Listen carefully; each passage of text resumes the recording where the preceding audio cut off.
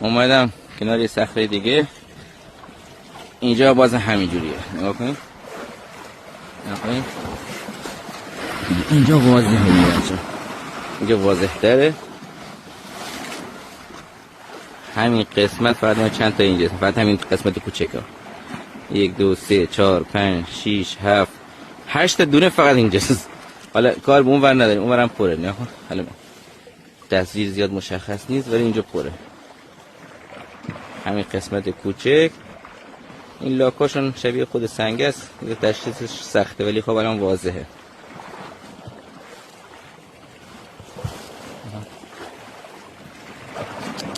ماشاءالله. اینجا الان فصل تخم گذاری لاک‌پشت‌هاست ولی اینا نمیاد تخم بذارن اینجا. اینا اکثرا کوچکن ها. فکر نکن اینا بزرگه، اینا کوچکن.